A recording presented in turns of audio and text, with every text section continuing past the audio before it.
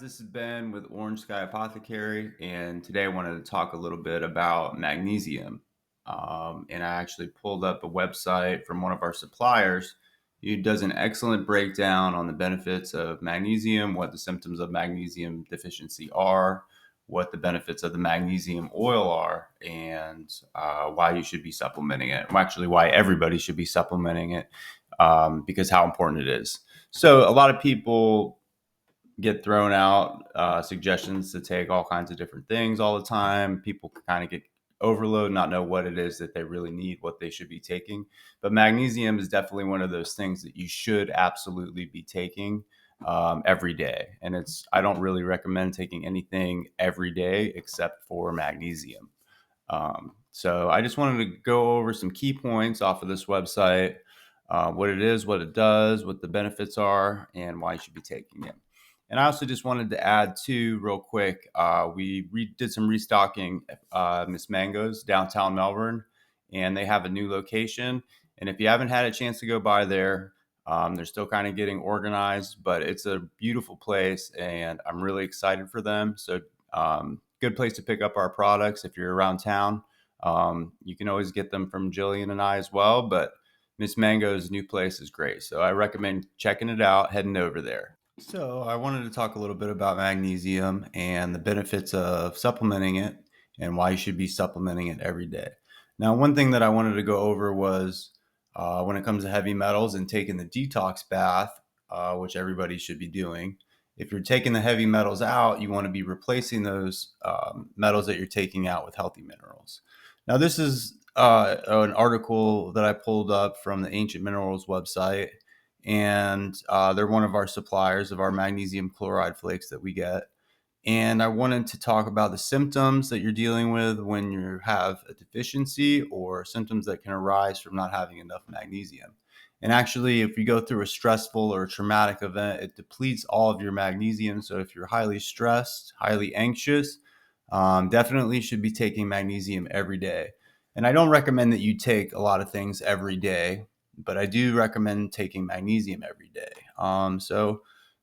There's a huge amount of information on this website. I'm not going to go over it all, but I want to go over some of the symptoms. So conditions that are linked to magnesium levels are pain, headaches, muscle spasms, muscle cramps, and fibromyalgia. Now, if you're dealing with fibromyalgia, you should also be taking the baths, pulling those heavy metals out to deal with some of that inflammation, and putting the magnesium back in. Mental health and sleep. So I touched a little bit about anxiety, but really it can't be overstated how important it is for anxiety. If you have anxiety, you should be taking magnesium. And actually, some of the medications that they use for anxiety deplete your magnesium level. So if you're taking medication for anxiety, especially, you should be supplementing with magnesium. You can have severe depression when you're not getting enough magnesium. Autism and ADD are associated with low magnesium levels. Restless leg syndrome, insomnia, tics. Other conditions are skin conditions like psoriasis, acne, and eczema. Also asthma, blood pressure, diabetes, and osteoporosis. So, while many are aware of the importance of calcium, the parallel and in some ways even more crucial role of another essential mineral, magnesium, is less widely known. Adequate magnesium intake is rare, especially in the US, leaving a larger portion of people with less than normal magnesium levels. Many are unaware of the role magnesium plays to provide better overall nutrition and prevent the negative impact of insufficient levels of magnesium. And applies to men, women, and children. So there are 6 major minerals required in excess of 250 milligrams per day. And those are calcium, magnesium, potassium, phosphorus, sodium, and chloride. Now, these are something that your body cannot manufacture. So these have to be supplied through food or supplementation. So, magnesium's effect on the body can be as intense as that of many prescriptions medicines. So, because magnesium functions as a regulator of electrolyte balance, metabolism, and other biochemical reactions, The addition of a higher magnesium intake is essential and can lead to an improved life experience. So, some of the uses for magnesium are it's an important factor in muscle relaxation and heart health. It allows nerves to send messages in the brain and nervous system. It aids and regulates the body's use of calcium and other minerals. It assists in bone and teeth formation. It regulates the metabolism of nutrients such as protein, nucleic acids, fats, and carbohydrates. It regulates cholesterol production and helps modulate insulin sensitivity. It assists in energy production, DNA transcription, and protein synthesis. Maintains the structural health of cell membranes throughout the body. So, why should you take magnesium? Healthy magnesium levels have been linked to lowered blood pressure, reduced incidence of type 2 diabetes, reduced heart disease, emergency migraine treatment, reduced symptoms of asthma, and improved memory. So if you're dealing with any of those symptoms, magnesium is key to be supplementing. And the kind that we use at Orange Sky is the magnesium oil. Now, Ancient Minerals, they also sell magnesium oil, but you can get it from us. You don't have to get it from them. So what are the symptoms of magnesium deficiency? So when we're talking about a deficiency, um, you know, it should be noted that in the year 1900, people were taking about 500 milligrams per day of magnesium. Today, the average intake of magnesium is 175 to 225 milligrams per day. And your daily allowance is in the US, your recommended daily allowance is 320 to 420 milligrams per day. So I think that's a little on the low side. I think you're safe to be taking a lot more than that. The only risk of taking too much magnesium internally is that it can give you diarrhea. Other than that, your body, if you're taking it topically, is just going to take what it needs, and you can't take too much topically. So it's also great in the bath. And if you want to add more magnesium to your bath, that's something that I do it myself. It's a great way to do the baths is add an extra cup of magnesium in there. Really, if you wanted to add the whole bag, if you're rich and can you afford that, then go for it. It's not going to hurt you. And really, you just will feel much calmer. It really is a great addition to the bath, and that's why we put it in our bath product. But so 10 signs to watch out for. Let's see here. One is you drinking carbonated beverages. Most dark colored sodas contain phosphates. These substances actually bind with magnesium inside the digestive tract, making it unavailable to the body. So if you're eating a balanced diet, by drinking soda with your meals, you're flushing magnesium out of your system. So the average consumption of carbonated beverages today is more than 10 times what it was in 1940. So you got to watch out for the soda. So if you're eating pastries, cakes, desserts, candies, or sweet foods, refined sugar is not only a zero magnesium product, but it also causes the body to excrete magnesium through the kidneys. The process of producing refined sugar from sugarcane removes molasses, stripping the magnesium content entirely. So if you're going to be eating sugar, you want the molasses still in it, not the white sugar. So sugar doesn't just serve to reduce magnesium levels. Sweet foods are known by nutritionists as anti-nutrients. Anti-nutrients like sweets are foods that replace whole nutritious foods in the diet, yet actually consume nutrients when digested, resulting in a net loss. So because all foods require vitamins and minerals to be consumed in order to power the process of digestion, it's important to choose foods that put back vital nutrients and then some. So the more sweet foods and processed baked goods that you have in your diet, the more likely you are to be deficient in magnesium and other vital nutrients. If I already touched on this a little bit, but if you experience a lot of stress or if you've had a major medical procedure, it can be a cause of magnesium deficiency. So in studies, adrenaline, cortisol, byproducts of the fight or flight reaction associated with stress and anxiety were associated with decreased magnesium. If you drink a lot of coffee or tea, this can deplete your magnesium levels. If you take a diuretic heart medication, asthma medication, birth control pill, or estrogen replacement therapy. These all have been shown to reduce magnesium levels in the body and loss through excretion by the kidneys.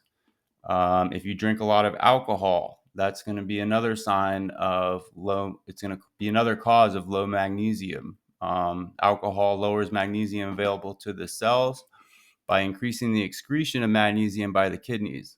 In studies, clinical magnesium deficiency was found in 30% of alcoholics. And again, that's probably a little bit on the low side considering how poor of a diet most Americans have. It's going to be, if you're drinking a lot of alcohol, you definitely need to be supplementing with magnesium. You see, this also touches on taking calcium supplements without magnesium or calcium supplements with magnesium in less than a 1-to-1 ratio.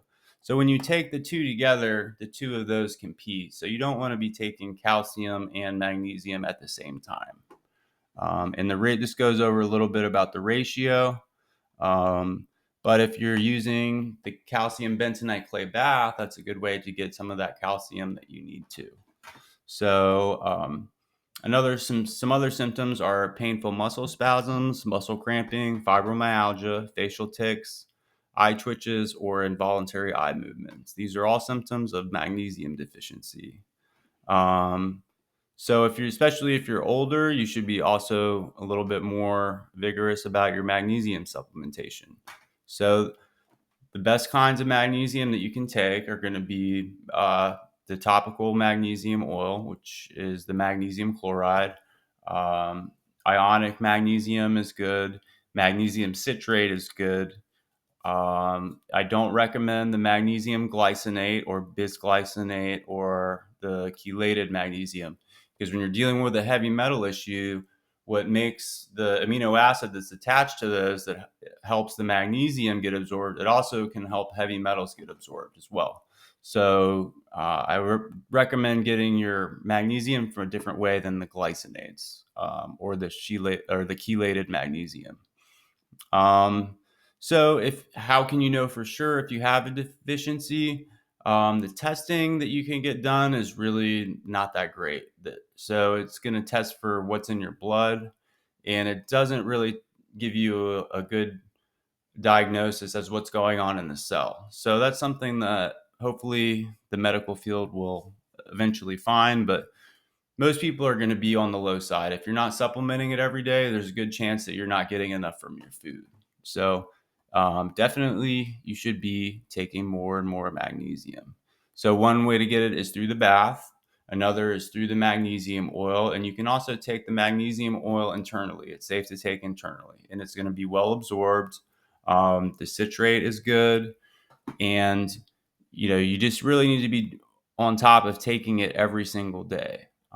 If you have a sore muscle, the good thing about the topical magnesium that we sell is that you can apply directly to that muscle. If you're getting cramps in the middle of the night, my dad gets cramps in the middle of the night and he sprays some magnesium on and it takes that away. So let's see. Some of the other things that I wanted to touch on is, the symptoms of low magnesium. Touched on it a little bit, but the classical clinical symptoms of magnesium deficiency are tics, muscle spasms and cramps, seizures, anxiety, irregular heart rhythms, and these are classic signs and symptoms of low magnesium. Subclinical or latent symptoms are present but concealed by an inability to distinguish their signs from other disease states.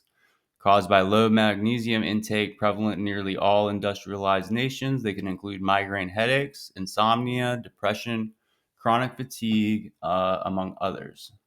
So, neurological, behavioral disturbances, irritability, anxiety, lethargy, I should say, impaired memory and cognitive function, anorexia or loss of appetite, nausea and vomiting, seizures.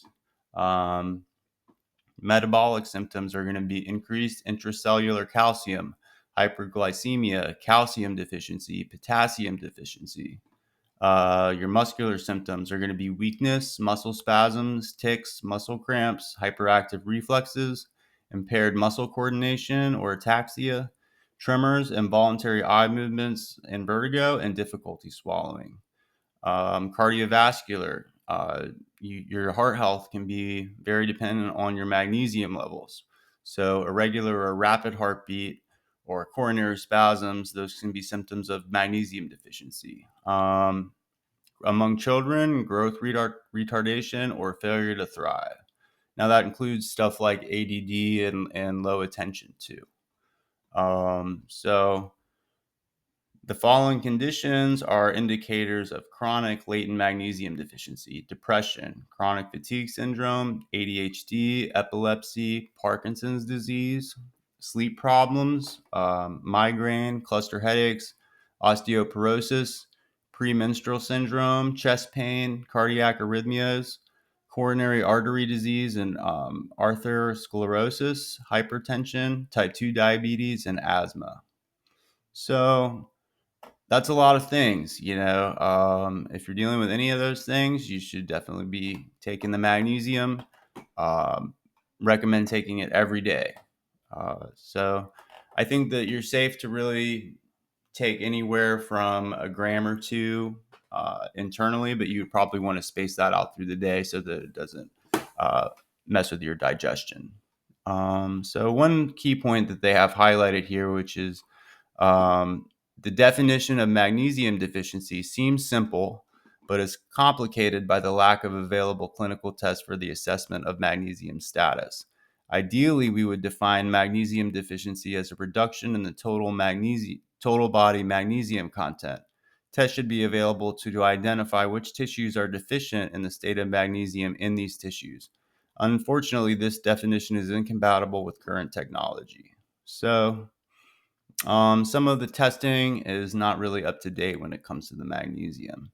But just to be on the safe side, just take the magnesium oil every single day, and you should be fine. And another thing that I really wanted to just go over is, well, anyway. So anyway, guys, thank you for watching all the way to the end. I hope that you gleaned something from that. And we're going to try to be pushing out more videos with content like this. So let us know in the comments if you have any suggestions on things that you want to learn about, things that you want to hear about when it comes to heavy metals. And we will try to do that for you. So anyway, thank you for watching, and we'll see you next time.